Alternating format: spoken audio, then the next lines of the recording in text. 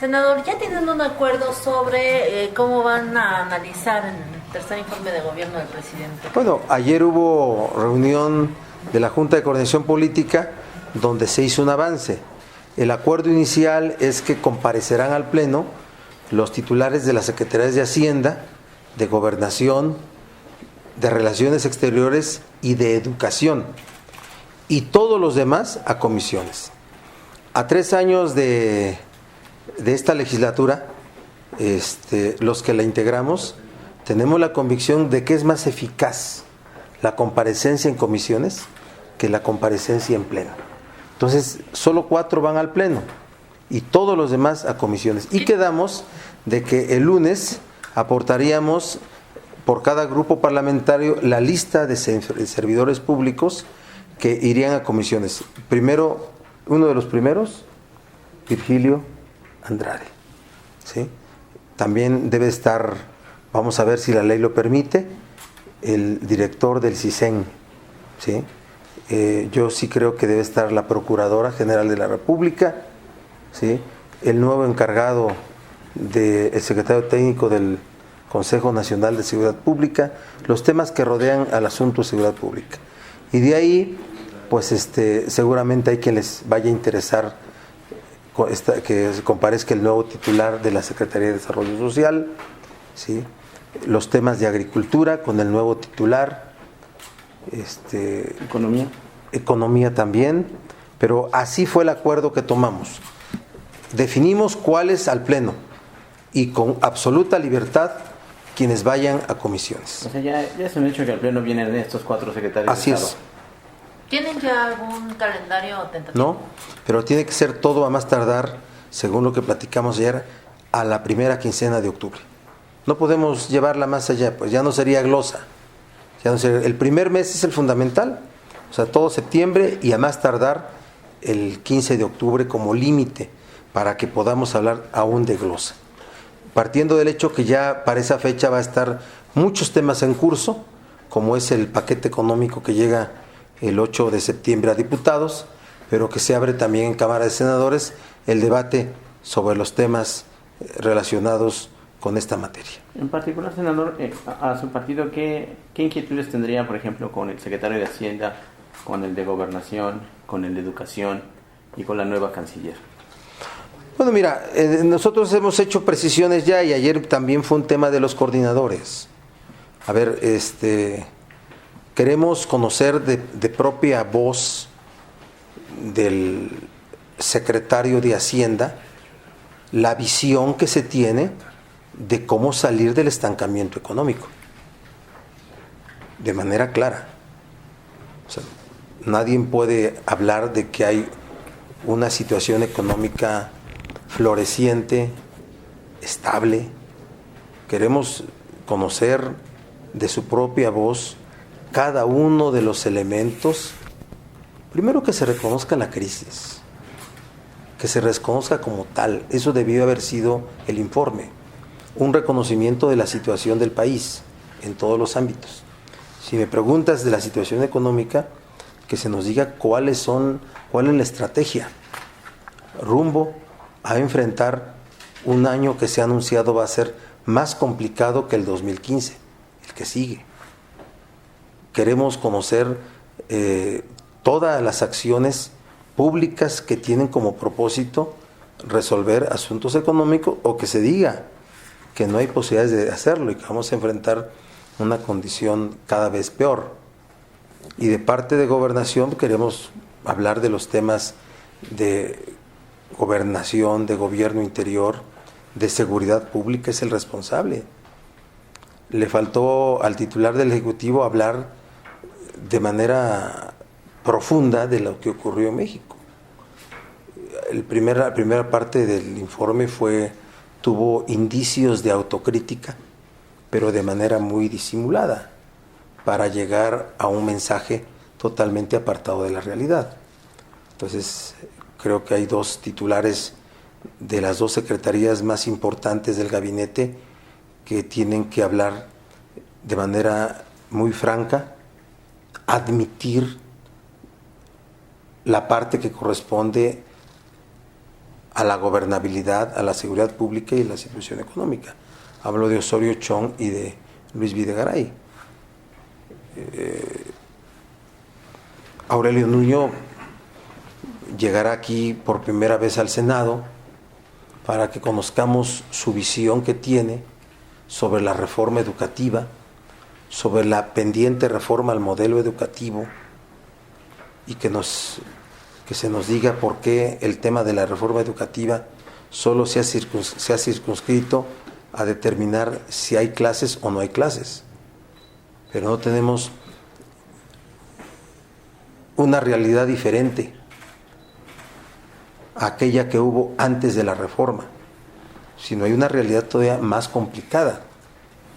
Entonces, creo que van a ser buenas comparecencias. El Senado es un órgano del poder legislativo maduro y tenemos que obtener de ese diálogo entre poderes el mayor de los provechos. La sociedad está necesitada, reclamante de información, reclamante de escuchar a los servidores públicos información. Y ahora voy a decir algo. Finalmente la situación del país es responsabilidad del Estado, y el Estado son 3 poderes, y ahí estamos nosotros. Entonces, tenemos que asumir la parte que nos corresponde en relación a la situación del país. El poder legislativo debe de transformarse también, debe de volverse más, debe ser no solamente un órgano generador de productos legislativos, sino asumir las funciones de control político entre los poderes. ¿Por qué dice que es más eficaz, eficiente que traigan a los funcionarios a comisiones? Fíjate que es una convicción que se tiene entre los senadores después de haber sido 3 años. ¿Sí? El pleno es más de pose, más de un trato protocolario, no es un diálogo directo. Las comisiones resuelven las comparecencias con un diálogo más cercano entre legisladores y compareciente.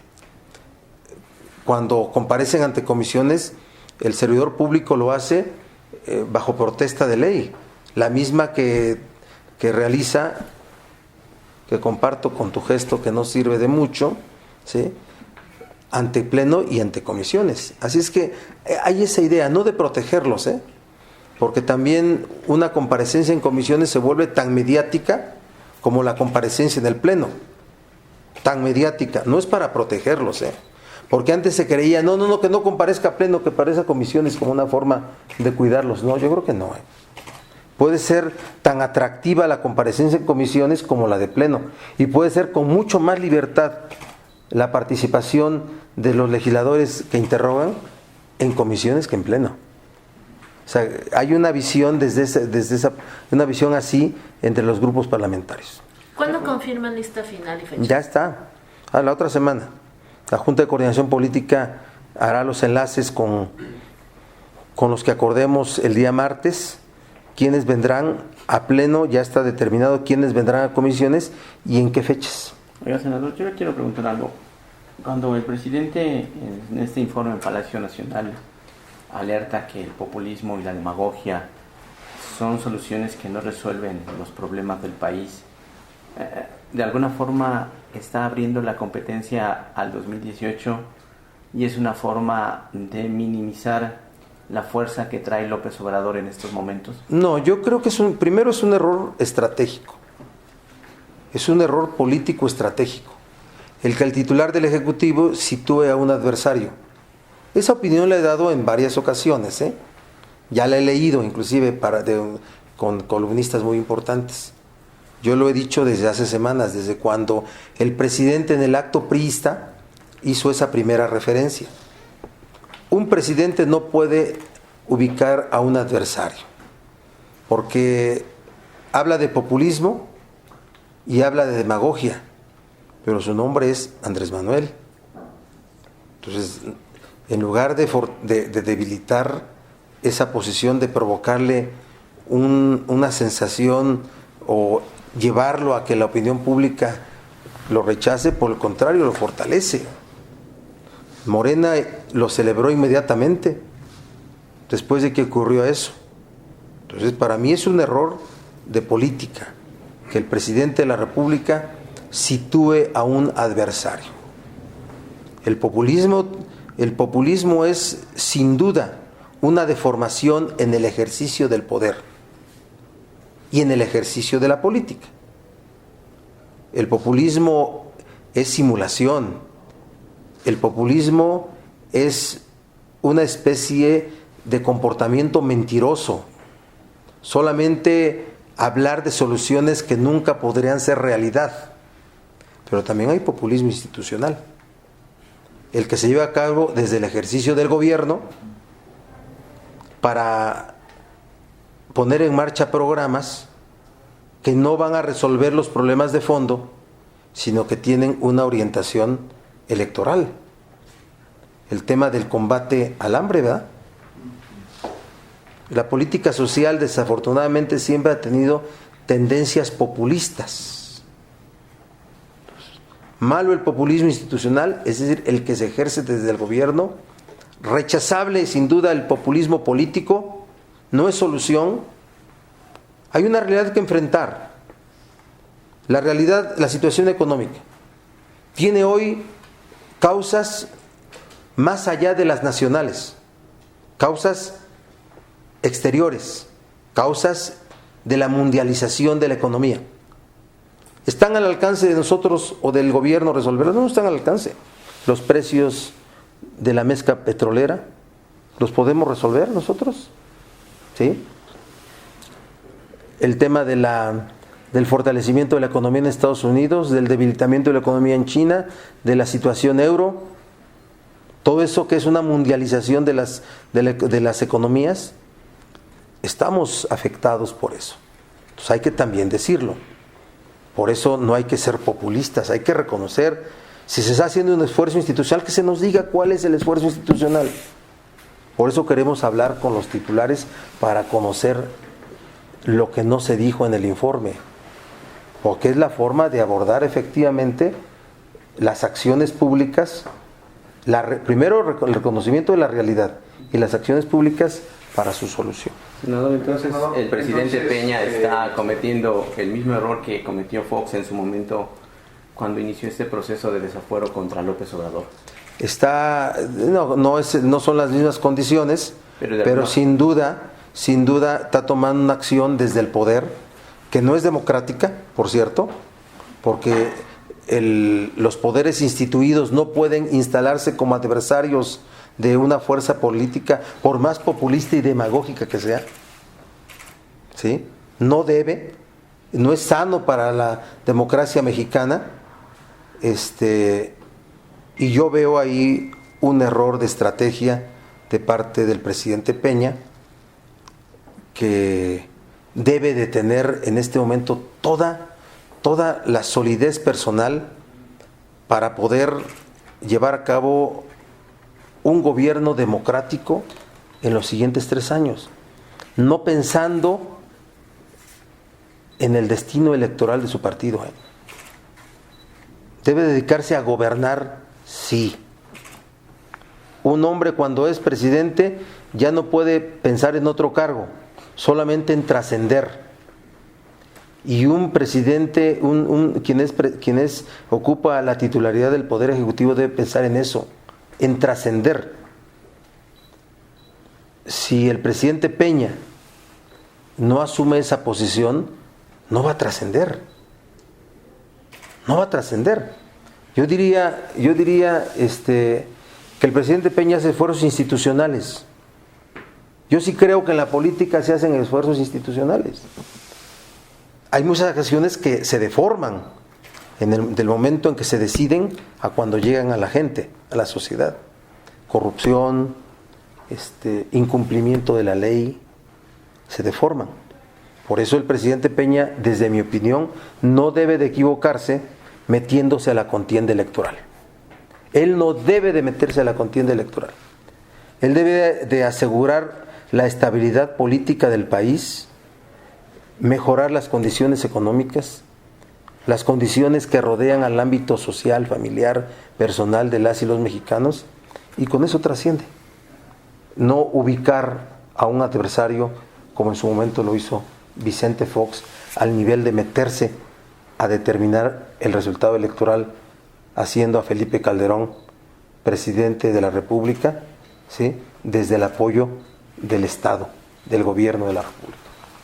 Oiga, senador, en la cuestión del presupuesto, ¿qué es lo que debería de hacer el presidente cuando anuncia que hay que apretarse el cinturón ahora al gobierno? ¿Qué medidas él debería de anunciar para que verdaderamente sea una señal de que sí lo van a hacer y veamos que hay un rumbo en esto? Mira, y lo otro, sobre Agustín Basabe, ¿sería la transformación que requiere el PRD? Yo pensé que se te iba a olvidar lo del partido.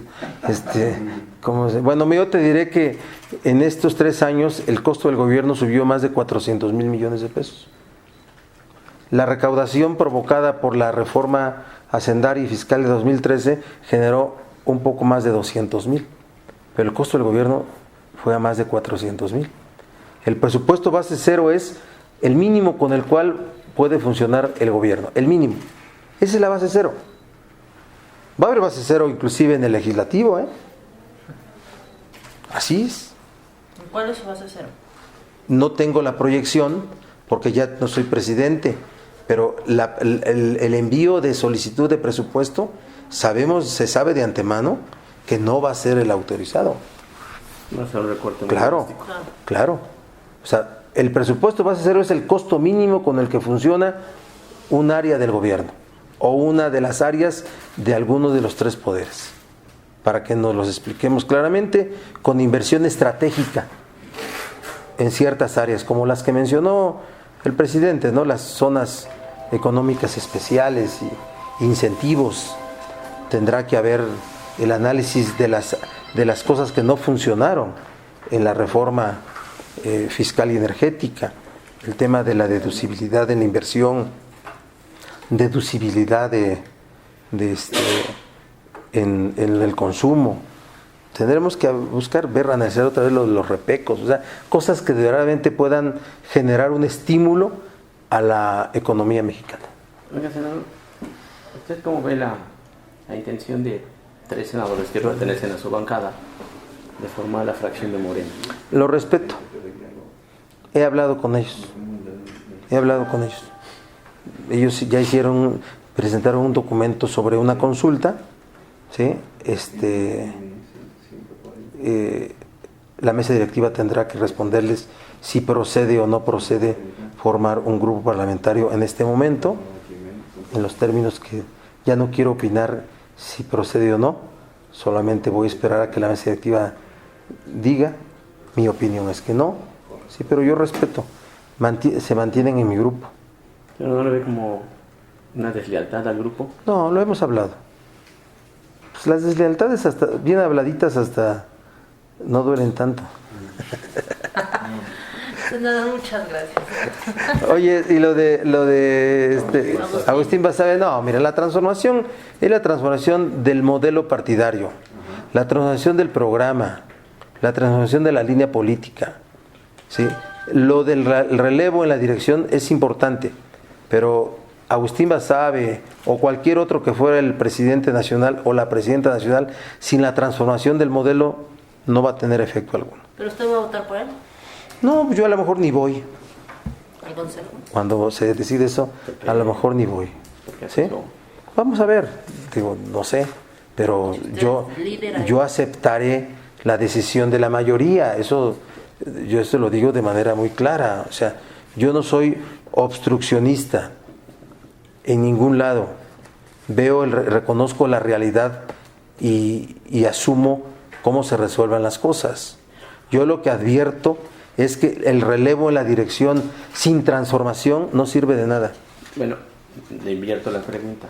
En el escenario de que el partido se transforma, tiene otra perspectiva, sí, se acerca a la gente, ¿es Agustín Basabe el personaje idóneo para conducir las riendas? En el momento en que se transformara el partido, en el momento en que hubiera un modelo partidario en el que las definiciones no estuvieran a cargo de las corrientes internas, en el momento en que los órganos internos se constituyeran por al menos con el 50% de ciudadanos, En el momento en que por lo menos el 50% de las candidaturas fueran absolutamente ciudadanas, en el momento en que el Consejo Nacional no se integrara por cuotas, sino a través de otros procedimientos, ¿sí? En el momento en que tuviéramos un programa comprensible por la sociedad, comprensible.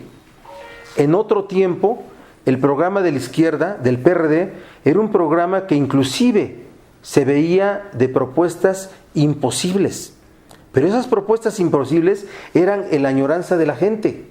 Ahí se ataba la esperanza de la gente. Ahí es donde estábamos nosotros situados frente a la sociedad, como partidos progresistas. Ahí estábamos, ¿sí? Esa agenda de imposibles se fue cumpliendo. Se fue desarrollando a medida de los años y se fue volviendo realidad. Hoy hay que formar una nueva agenda comprensible y, si es necesario, de imposibles. En el momento que tengamos una línea política perfectamente clara y no de confundir las alianzas del PAN con el PAN como necesarias, porque ¿cómo podemos pensar en el fortalecimiento de la izquierda aliados con la derecha?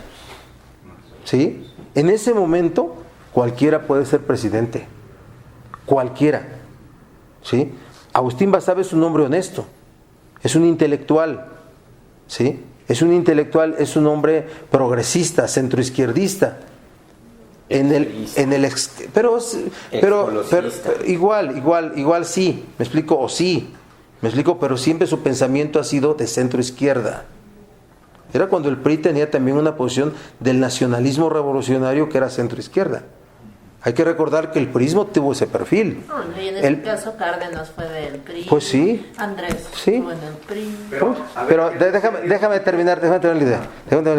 Y entonces, claro que sí, pero solamente transformado. Yo veo a Basabe con respeto, pero si él, a sabiendas de que no hay una transformación, solo quiere llegar a la dirección del PRD y no se deslinda de las corrientes, pues le está haciendo juego a las corrientes. ¿Sí? Le está haciendo el juego a las corrientes. Pero ¿cómo hacer ese deslinde cuando...? Mira, el acuerdo de las corrientes es que sea él. Ya que lo diga. Es una actitud de honestidad. Que lo diga. Se sentaron conmigo Juan, Pedro, Enrique, y me dijeron que ya yo soy el presidente. No que estén jugando, pues, al relevo y a la construcción de acuerdos. No es así. Ya hay un acuerdo de las corrientes para que sea Basabe. Lo sé, se me ha dicho. Bueno, entonces yo quiero a un Basabe así absolutamente transparente como es. Es mi amigo, ¿eh? Yo lo invité a ser colaborador del IBD cuando yo llegué acá y él tenía ya un compromiso en la Ibero. O sea, ese es el nivel de relación que tenemos. ¿Sí? O sea, es alguien cercano a mí. Bueno, no me siento cercano a mí. Es una gente con la que hablo. Me respeta y lo respeto. Nos apreciamos. Pero claro que ahorita es un escenario. Ya entró en una complicación de dimes y diretes con Ruiz Peter. Bueno, ¿quién puede pensar más que alguien que no conoce al partido que la búsqueda por la presidencia nacional es un lecho de rosas? La presidencia nacional del PRD pues es un lecho de espinas, no de rosas. ¿Sí? Entonces, mejor te decía que ayer decías moderación. Que quieren modificar los estatutos para que no sean los 2 años mínimo de un militante para que ocupe ese... Por eso es la reforma Basabe, pues. Es la reforma Basabe para limpiar los candados y pueda hacer él. Pues hay que decirlo como es, pues, si no estamos empezando a crear un escenario de lo difuso, de lo... Bueno, y ya nada más por mi parte, ¿se acuerda con ellos su dirigencia cómo van a desaparecer las corrientes? No, por eso vamos al Congreso. Yo voy a presentar una propuesta la semana que viene de reforma estatutaria del PRD sin corrientes. Yo la voy a presentar, la vamos a presentar varios senadores y de programa, porque no solamente es decirlo, es ponerlo en el papel. ¿Pero se puede cuando son las corrientes lo que dieron origen al PRD? No, bueno, las corrientes no dieron origen al PRD. El origen del PRD está en un momento político, democrático, de ciudadano que se constituyó. Las corrientes se formaron, fíjate, como para representar el origen plural del PRD y para hacer un contrapeso a los caudillos. El problema es que los que formaron al PRD, los que eran su respaldo ante la sociedad moral, ético, ya se fueron. Por eso les digo, alianzas con Andrés Manuel. No, por favor, no sigamos diciendo eso. Eso es imposible. Eso es imposible. Por un asunto de sectarismo del propio Andrés Manuel López Obrador. Transformemos al partido para aliarnos con la sociedad. Ese término hay que definirlo. Aliarse con la sociedad no es firmar un documento en donde una señora que se llame sociedad firme. No existe.